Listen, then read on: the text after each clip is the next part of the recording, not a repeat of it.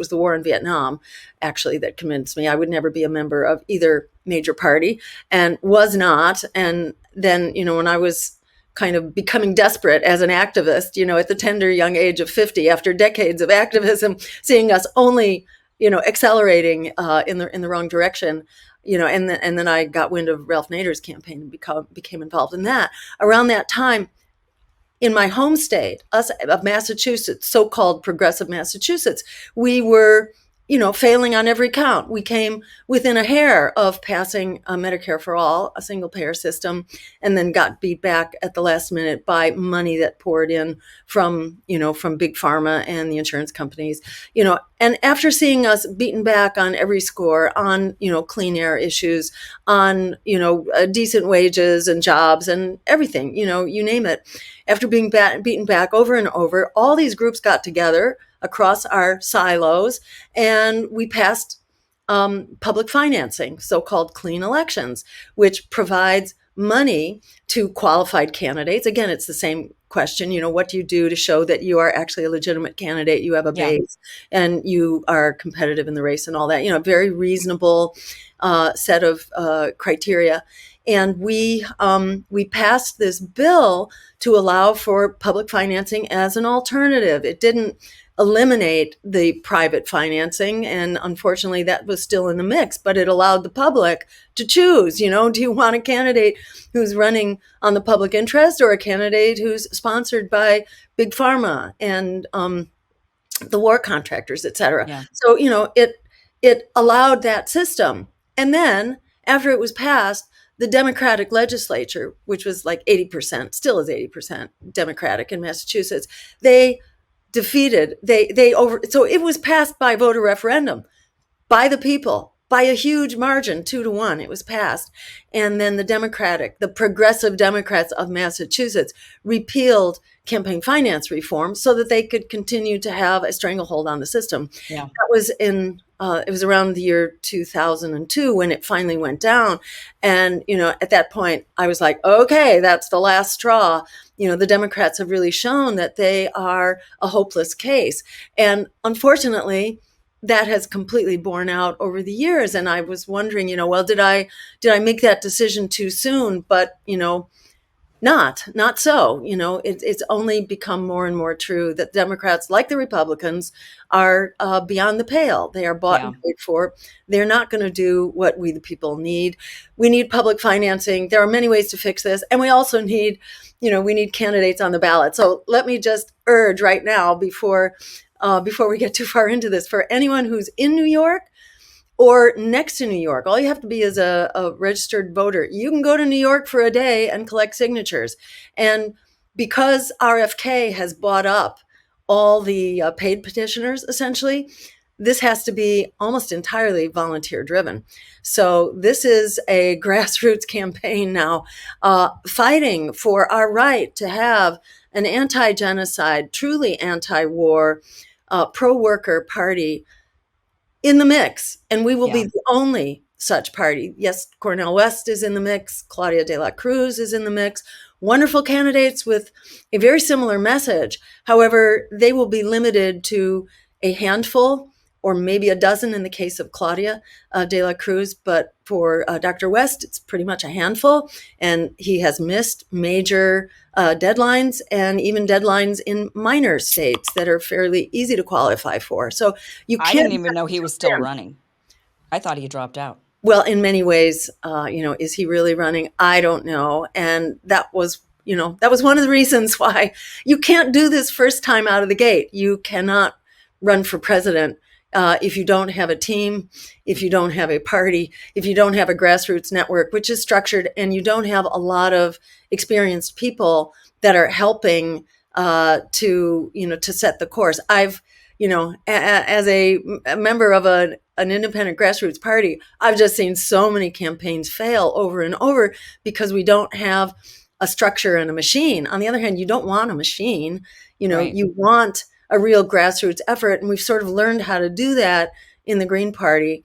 And, Dr. West, for totally understandable reasons, because you can't build relationships to a political party under fire, because you're really under fire when you're in a presidential race. Doesn't happen like that. It just doesn't work. So it wasn't surprising that he wanted to go his own way, but in doing so, he left the Green Party and really left the American people without an anti-war, anti-genocide option on the ballot, which is why Ajamu Baraka and I had we duked it out for a week or two. He wanted me to run, I wanted him to run, and he won the argument, because it really, you have to have done this before, especially to jumpstart a campaign. We had like 3 weeks, or we were going to miss critical deadlines in California in order to be on their ballot. So at any rate, it happened quickly. And we wanted to preserve the system to ensure that we are going to have a real fight in this election, that we are going to be in the mix fully. And if you're not on the ballot across the country, you're not on the mix. You won't be covered by mainstream media. You'll be locked out. We are shadow banned to start with, because, the system doesn't like me at all. I'm classified with WikiLeaks on Twitter, and presumably on the rest of social media as well. That was revealed by Matt Taibbi's analysis of Twitter stuff, that I'm considered a threat, and I'm proud of that. And I think that's why mainstream media is going to use any excuse whatsoever not to cover us. And that's why we've got to be on the ballot in New York. We have to be a full bore challenge to empire and oligarchy, which is throwing all of us under the bus. Genocide is a red line for a lot of people, and it should be. And endless war should also be. And wars that are approaching nuclear, conflicts on 3 fronts right now, at least, could all go nuclear in the blink of an eye. And our leadership, our criminal misleadership, is absolutely clueless about these dangers. And we, the American people, are being impoverished if at the blink of an eye we're throwing another $60 billion to Ukraine, throwing fuel on that fire, which could have been avoided altogether had the U.S. not been ginning this up. And likewise in Israel's war on Gaza, which is not really a war, it's a massacre. It's a massacre of civilians. This is horrific. Every hour that goes by is really, we're on a death watch. We are on a death watch for 2 million people right now who do not have food or water, and for whom the supply has been totally choked off for the last 10 days. And everybody's malnourished, everybody's incredibly stressed, and they're under bombardment, and they don't have shelter, they don't have sanitation. It's just nothing short of miraculous that people survive. I was just at a conference this weekend, Doctors Against Genocide. People can look them up on the web. They're really wonderful. Anyone involved in any aspect of healthcare or healthcare policy, and I would presume that includes journalists, I would encourage everybody to join in. I think it's actually free to join, but you become part of this very impassioned network that is about our health, and the health of people in Gaza at the moment, but health of any group, subjected to genocide, which is essentially about the health of our planet. Do we even have health? Our health as a society, the health of international relations and human rights. Anyway, it was just such an inspiration to be together with this group. It is so precarious what's going on. And there were a lot of doctors there who have been a part of that effort, as well as many many people who've been a part of that healthcare system. And it's just so staggering to hear these stories, and people whose relatives are just being massacred by the dozens.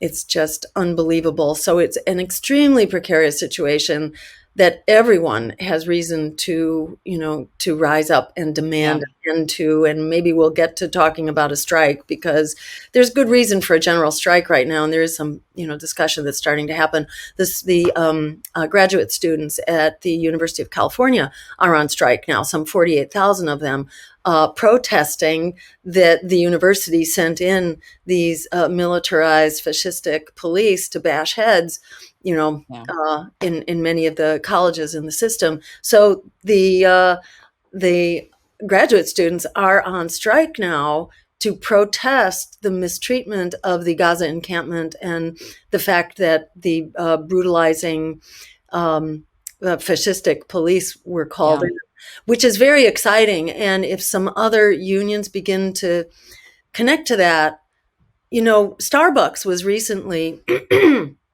took a big nosedive because of BDS, boycott, divestment, and sanctions, and how that got Mhm. ramped up. The boycott of Starbucks really got ramped up in the face of this ongoing genocide. And so Starbucks reported a big loss in their quarterly earnings, which had otherwise been on a steep upward climb. They recorded a big loss, and then their stock price substantially took a huge hit, showing that this movement actually has economic power right now. Mhm. And, you know, And it's because Starbucks is who's the CEO? That's the didn't yeah, he run for president, yes, or run that's for right. something? He did, yes. And Yeah, I'm blanking and on his I name. blanked on his name. Yes. Well, good. Maybe we shouldn't Yeah, know what his name is, but they're huge, pro-Israel supporters, right? He's a giant Zionist, I think. yes, yes, Yeah. he is right. And they do business in Israel too, but they Yeah. were specifically targeted because he is such a he's a Yeah. genocider. Right, right. I want to back up a little. I want to get to all of that and your stance. You being the only candidate that is, well, the only I would say major candidate that's out there who's actually against the Zionism, against the genocide. All the other ones, it's just so really disappointing to see all of the rest. Even Robert F. Kennedy Jr. last week on Russell Brand's show saying, "I don't believe there's a genocide going on." Israel, just still spouting the same stupid lines of Wow. Israel does everything they can to protect civilians. Like, we're supposed to not believe our lying eyes. Like, we're supposed to just look at everything they're doing and the fact that they're cutting off journalism. They've now cut off the AP. Right. And said, "Oh, well, it was because the AP gives their feed to Al Jazeera, so they were able to use their workaround and now cut off the AP." If you're cutting off journalism, you're doing something that you don't want people to see. That's obvious. They're doing everything, but it's just excuse after excuse after excuse. Hey guys, this was just a clip of a longer show. Catch the full show by going to KimIversonShow.com. It is free. It airs Monday through Friday, 5 p.m. Pacific, 8 p.m. Eastern. You could go back now and watch this full interview. I highly recommend it. Again, go to KimIversonShow.com. Thank you so much for watching.